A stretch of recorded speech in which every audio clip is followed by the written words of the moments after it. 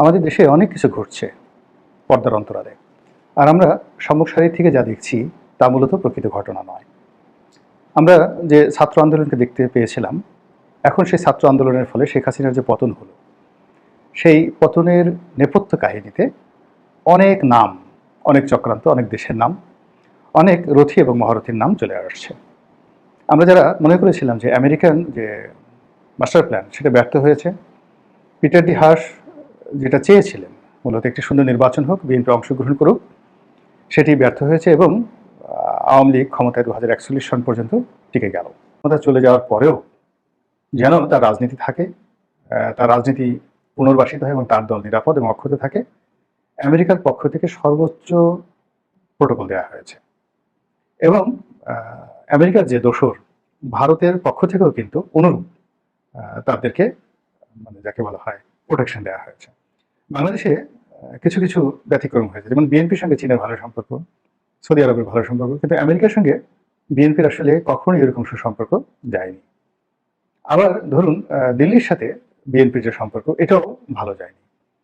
অন্যদিকে আওয়ামী লীগের সঙ্গে যে দিল্লির সম্পর্ক এটি কখনো ভালো গেছে মন্দ গেছে, কিন্তু আমেরিকার সঙ্গে আসলে আওয়ামী লীগের সম্পর্ক কখনোই ভালো যায়নি। কাজেই দিল্লিকে নিয়ে এবং ওয়াশিংটনকে নিয়ে সবসময় আওয়ামী লীগের মধ্যে যে চিন্তা ছিল, এরশাদ সাহেবই একমাত্র শাসক স্বাধীন বাংলাদেশে যারা দিল্লি এবং আমেরিকা এই দুটো শক্তিকে একই টেবিলে যুগপৎভাবে সন্তুষ্ট রাখতে পেরেছিল। এবং চীনের সঙ্গেও কিন্তু তাদের একটা নিদারুণ সম্পর্ক ছিল, অসাধারণ সম্পর্ক ছিল হোসেন মোহাম্মদ এরশাদ সাহেবের। তো এরশাদ সাহেবের পতনের পর আওয়ামী লীগ জমানাতে, বিএনপি জমানাতে দিল্লি এবং আমেরিকা যুগপৎভাবে মূলত এরশাদ সাহেবকে টিকিয়ে রেখেছেন। এবং এখন দেখেন এই সময়টিতে সবার মানে মধ্যে একটা ত্রাহি ত্রাহি অবস্থা।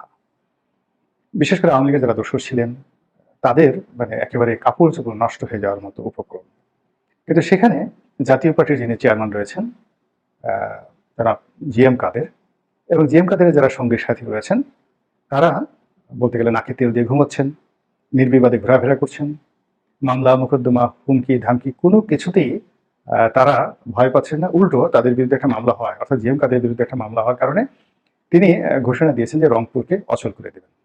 এবং এই সময়টিতে তিনি যে ভাষায় কথা বলছেন, যে বডি ল্যাঙ্গুয়েজ তিনি দেখাচ্ছেন, এবং যেভাবে বিএনপি এবং জামাতকে বুড়ো আঙ্গুল দেখাচ্ছেন, সমন্বয়কদেরকে বুড়ো আঙ্গুল দেখাচ্ছেন, তাতে মনে হচ্ছে যে মিস্টার জো বাইডেন এবং নরেন্দ্র মোদী দুইজনেই ডক্টর মোহাম্মদ ইউনূসকে জিএম কাদেরের ব্যাপারে গ্রিন সিগন্যাল দিয়েছেন এবং ইতিবাচক কথা বলেছেন, এবং তাকে প্রোটেক্ট করার জন্য সম্ভবত পশ্চিমাদের একটা অনুরোধ থাকতে পারে। এবং সেটা না থাকলে এই পরিবর্তিত পরিস্থিতিতে জিএম কাদের তো শিশু, রাজনীতিতে শিশু। আমাদের দেশের রাজনীতিতে যারা দাদা, সেই জাসদ, হাসানুল হক ইনু, রাশেদ খান মেননের ওয়ার্কার্স পার্টি, এই সমস্ত মানুষ রীতিমতো শুয়ে পড়েছেন। এরপর আওয়ামী লীগের বড় বড় বাঘা বাঘা নেতা যাদের কোনো খোঁজ খবর নেই, ক্লিন ইমেজের যে মানুষগুলোকে আমরা জানতাম, সাবির হোসেন চৌধুরী, মতিয়া চৌধুরী, তাদেরকে পর্যন্ত আমরা দৃশ্যপটে দেখতে পাচ্ছি না। কিন্তু সেখানে জিএম কাদের, মুজিবুল হক চুন্নু, তারা অতীতের যে কোনো সময় আসছে, এমনকি আওয়ামী লীগ জমান আসছে, তারা মনে হচ্ছে নিরাপদ এবং নিশ্চিন্তে আছেন। অন্যদিকে জাতীয় পার্টির মধ্যে যারা জিএম কাদের বিরোধী লোকজন, বিশেষ করে কাজী ফিরোজ রশিদ থেকে শুরু করে অন্যান্য যে সমস্ত লোকজন আছেন দর্শনপন্থী, তারা সকলেই এই জমানাতে এসে দৌড়ের উপরে পড়েছেন। অনেকে পুরনো মামলা মোকদ্দমা নিয়ে টান দেওয়া হয়েছে, অনেকের জায়গায় সম্পত্তি, ব্যবসা বাণিজ্য নিয়ে টান দেওয়া হয়েছে, এমনকি অনেকের জীবনের উপর হুমকি পর্যন্ত এসেছে। এবং কোন সূত্র থেকে তাদের উপরে এই হুমকি এসেছে এটা আমরা বলতে পারবো না, কিন্তু বাস্তবতা হলো দেখুন রওশনপন্থী কাউকে কিন্তু মাঠে এখন দেখা যাচ্ছে না। তো এখন মাখন খেলো জিএম কাদের, তারপরে পোলাও কোরমা খেলেন জিএম কাদের, আর এখন দৌড়ের উপর আছেন কাজী ফিরোজ রশিদ এবং গম, যারা আওয়ামী লীগের বিরোধিতা করেছেন। তো এরকম একটি অবস্থা দেখে আমাদের অত বুদ্ধিশুদ্ধি নেই। আমাদের কাছে মনে হচ্ছে যে আগামীতে যে যদি কোনো প্ল্যান্ড ওয়াইজ কোনো রাজকীয় পার্টি হয়, যেগুলোকে কিংস পার্টি বলা হয়, এরকম কোনো রাজকীয় পার্টি হয়, আগামীতে যদি কোনো সাজানো গোছানো নির্বাচন হয়, আতাতে নির্বাচন হয়, এবং ক্ষমতাকে প্রলম্বিত করার জন্য যদি কোনো চেষ্টা এবং তদবির হয়, এবং অবশ্যই সেটাতে আমেরিকার গ্রিন সিগন্যাল থাকবে এবং আমেরিকার মদতেই সেটি হবে বাংলাদেশে, এবং আমাদের অনেককে বাধ্য করা হবে চুপচাপ থাকার জন্য। এবং সেই ক্ষেত্রে সরকারের তো রাইট হ্যান্ড লাগবে। এর সাথে যেমন গৃহীত পালিত বিরোধী দল দরকার ছিল, তোদেরও আগামী যারা কিংস পার্টি হবেন, যারা সরকার গঠন করবেন, তাদেরও তো গৃহপালিত বিরোধী দল লাগবে, এবং গৃহপালিত বিরোধী দল জামাতকে দেওয়া হবে না, বিএনপিকে দেওয়া হবে না। গৃহপালিত বিরোধী দল হিসেবে গত 15টি বছর ধরে যারা মানে একেবারে কায়িক পরিশ্রম করে মাথার ঘাম পায়ে ফেলে নিজেদের দক্ষতা, অভিজ্ঞতা, যোগ্যতা যারা প্রমাণ করেছেন, তাদের মধ্যে নিঃসন্দেহে জাতীয় পার্টি শীর্ষতম পর্যায়ে আছে। তো আমেরিকা যারা বুদ্ধিমান মানুষ, ডোনাল্ড ট্রাম্পের মতো মানুষ, তারা তো গৃহপালিত দল হিসেবে অবশ্যই হাসানুল্লাহ কিন্তু আনবেন না, যেখানে জাতীয় পার্টি আছে। এবং সেই দিক থেকে জাতীয় পার্টি যারা লোকজন রয়েছে, তারা আমেরিকান গ্রিন সিগন্যাল পেয়ে এখন মোসে তা দিচ্ছেন, তারপর শেষে বগল বাজাচ্ছেন এবং সিনা উঁচু করে যেভাবে চলছেন, দেখা যাক কোথাকার পানি কোথায় গিয়ে গড়ায়। এবং ডোনাল্ড লু নামক যিনি আছেন আমেরিকার অত্যন্ত দক্ষ একজন কর্মকর্তা, তার তৎপরতা, দক্ষতা, অভিজ্ঞতা নিয়ে আমরা প্রথমে খুব অতিমাত্রায় ভয় পেয়েছিলাম। কিন্তু যখন নির্বিবাদে জানুয়ারি মাসের 5 তারিখে একটা দামি নির্বাচন হয়ে গেল, তখন আমরা সবাই দৃশ্যত আমেরিকাকে নিয়ে ঠাট্টা মশকরা শুরু করলাম এবং ডোনাল্ড লুকে নিয়েও নানা রকম কথাবার্তা বলা শুরু করলাম। এই কারণ হলো আমাদের বেশিরভাগ, শতকরা 99.99% মানুষের যে দৃষ্টিভঙ্গি, চিন্তা চেতনা, সেটি হলো আমরা যা দেখি আসলে তাই দেখি, কিংবা আমরা যা শুনি কেবল তাই বুঝি। শব্দের পেছনে শব্দ, দৃশ্যের পেছনে দৃশ্য খোঁজার মতো যে কবিত্ব দরকার, সেটি আমাদের আসলে নেই বললেই চলে। ফলে সেই যে শরৎচন্দ্র চট্টোপাধ্যায়ের শ্রীকান্ত উপন্যাসে সেই বিখ্যাত ডায়লগ, শ্রীকান্তর যখন কবি হওয়ার শখ জাগলো, তখন সে কবি হওয়ার জন্য আকাশের পানে দীর্ঘদিন তাকিয়ে রইল, কিন্তু কেবল আকাশ আর কিছুই তার চোখে আসলো না। গাছের দিকে তাকালো, পাখির দিকে তাকালো, কেবলই সে পাখি দেখতে পেল। ফলে সে সিদ্ধান্ত নিল যে তার দ্বারা আর কবিতা রচনা সম্ভব নয়। কবির মন সে বহুদূর পর্যন্ত যেতে পারে, 1000 বছর, 5000 বছর, 10,000 বছর পর্যন্ত।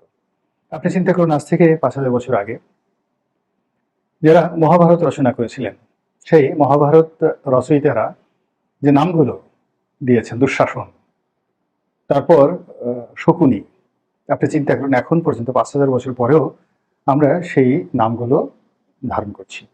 এখন বর্তমান জমানাতে যা কিছু ঘটছে, আমাদের মধ্যে নবীত্ব নেই, কবিত্ব নেই, বিশেষত্ব নেই, আমরা কেবলই মাত্র দর্শক। ফলে গতকাল যেটা দেখছি, আজ যখন অন্য ঘটনা ঘটছে, আমরা তখন আর নিজেদের ইমান ঠিক রাখতে পারছি না। যেটা বলছিলাম ডোনাল্ড ট্রাম্প সম্পর্কে, প্রথমে আমরা ভয় পেলাম যে ডোনাল্ড ট্রাম্প যেহেতু পাকিস্তানে সামরিক শাসন এবং গণতন্ত্র এই দুইয়ের মাঝে একটা সেতু বন্ধন তৈরি করে ফেলেছেন, এবং ইমরান খান যেভাবে গণতন্ত্রের ধারক হিসেবে পৃথিবীতে ঘুরে বেড়াচ্ছেন এবং নতুন একটা মুসলিম বিশ্ব, ওআইসির সমান্তরাল একটি মুসলিম বিশ্ব গড়ে তোলার জন্য তিনি এবং মাহাথির মোহাম্মদ যখন প্রায় সফল হয়ে গেলেন দ্বার প্রান্তে, তুরস্কের প্রেসিডেন্ট এরদোয়ান সহ, অর্থাৎ রাশিয়াকে মাঝামাঝি জায়গায় রেখে ইরান, পাকিস্তান, আফগানিস্তান এবং মালয়েশিয়া, এই একটা বৃহৎ বলয়ে, যেটাকে ইসলামাইজেশন বলা হয়, সেই ইসলামাইজেশনের ব্যাপারে তিনি যখন অনেকটা এগিয়ে গেলেন, এবং তার প্রেক্ষিতে তিনি যে জাতিসংঘে ভাষণটা দিয়েছিলেন ইমরান খান, পাকিস্তানের প্রধানমন্ত্রী, সেটি পাকিস্তানের ইতিহাস তো নয়, জাতিসংঘের ইতিহাসের সবচেয়ে বহুল দৃশ্যত, অর্থাৎ সবচেয়ে বেশি সংখ্যক মানুষ সেই ভাষণটা দেখেছেন। তো ইমরান খানের এই যে বিশ্ব মোড়ল হওয়ার স্বপ্ন, আঞ্চলিক শক্তি হওয়ার স্বপ্ন, যে মানুষটি তছনছ করে দিয়েছেন তিনি মিস্টার ডোনাল্ড ট্রাম্প।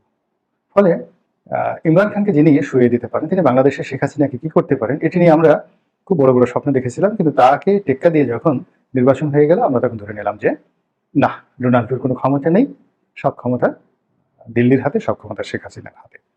কিন্তু এখন সফল বিপ্লবের পর আবার আমরা দেখতে পাচ্ছি যে ডোনাল্ড ট্রাম্প আনাগোনা বেড়েছে, আমেরিকার অংশগ্রহণ বেড়েছে, এবং ডক্টর ইউনূস সহ সমন্বয়কদের অনেকের মুখ থেকে একেবারে ফ্রুটিকা খাওয়ার পর যেভাবে হুটহাট অনেকগুলো শব্দ বের হয়ে যায়, এরকম অনেক একেবারে নিপাট সত্য, নির্জলা সত্য কথাগুলো বের হয়ে যাচ্ছে। আর আমরা সেগুলো শুনে ভারতের পরিবর্তে নতুন যে একটা সাম্রাজ্যবাদী শক্তি আমেরিকা, এই সাম্রাজ্যবাদী শক্তির ধরন, প্রকৃতি এবং এটার দুর্ভোগ দুর্দশা আগামী দিনে কি হতে পারে তা নিয়ে এখন আবার থরথর করে কাঁপছি। এবং আমাদের যে কাঁপাকাঁপি, এটা নতুন কোনো বিষয় নয়, এটি নিয়ে আমাদের গল্প আছে, কবিতা আছে। আবদার রশিদের একটি বিখ্যাত কবিতা আছে, লোকটা শুধু করতে বড়াই, ভাঙতে পারি লোহার কড়াই, শুনে সবাই কাঁপতে ডরে, খিল লাগিয়ে থাকতে পারে। তো এই যে ভয় পাওয়া, আতঙ্কিত হওয়া, এটা আমাদের রক্তের মধ্যে মিশে আছে। তো কাজে আমরা এখন এই যে চলমান সময় যে অস্থিরতা ভুগছি, বা যেভাবে একটি ঘটনার মধ্যে আরেকটি ঘটনার দেখতে পাচ্ছি এবং একটি সঙ্গে অন্যটার মিল ঘটাতে পারছি না, এটি আমাদের সহজাত বাঙালি চরিত্র। কিন্তু এই চরিত্রের মধ্যে আবার কতগুলো ইতিহাস রয়েছে। অতীতে আমাদের দেশে আমেরিকার যে মাস্টার প্ল্যান, সেই মাস্টার প্ল্যানে আমেরিকার সবচেয়ে বিশ্বস্ত সঙ্গী ছিল স্বৈরাচারী এরশাদ এবং জাতীয় পার্টি। এবং তারা এরশাদ সাহেবকে সর্বোচ্চ প্রোটোকল দিয়েছে আমেরিকা। এবং তাদের যে চিন্তা চেতনা ছিল, তাতে এরশাদ সাহেব যদি পারতেন সারা জীবন ক্ষমতায় থেকে যেতেন। সে কারণে আজকে ডক্টর মোহাম্মদ ইউনূস যেভাবে পশ্চিমাদের দ্বারা সম্মানিত হচ্ছেন, সামরিক শাসক হওয়ার পরও পশ্চিমাদের দ্বারা একইভাবে তিনি সম্মানিত হয়েছেন, গৃহীত হয়েছেন। এবং ওই সময় আমেরিকাতে হোসেন মোহাম্মদ এরশাদ সাহেবের যে ভিজিটগুলো, আপনি দেখলে অবাক হয়ে যাবেন যে দিল্লির প্রধানমন্ত্রী বা দিল্লির প্রেসিডেন্ট, তারা যে রাষ্ট্রীয় প্রোটোকল পেতেন তার চেয়ে কোনো অংশে তো কম নয়, বরং ক্ষেত্র বিশেষে বেশি প্রোটোকল নিয়ে হোসেন মোহাম্মদ এরশাদ হোয়াইট হাউসে সংবর্ধিত হয়েছেন। আপনারা ভিডিও দেখে নিতে পারেন। এবং ওই সময় আমেরিকান লবির যে সকল দেশ, সৌদি আরব, সংযুক্ত আরব আমিরাত, কুয়েত, এ সকল রাজ পরিবারের সঙ্গে আমেরিকার মদতে হোসেন মোহাম্মদ এরশাদের একটা ব্যক্তিগত ফ্রেন্ডশিপ গড়ে উঠেছিল। কিন্তু বাংলাদেশে যেভাবে দিল্লি হাসিনাকে রাখতে পারেনি, আমেরিকাও সেভাবে এরশাদকে রাখতে পারেনি। কিন্তু এরশাদের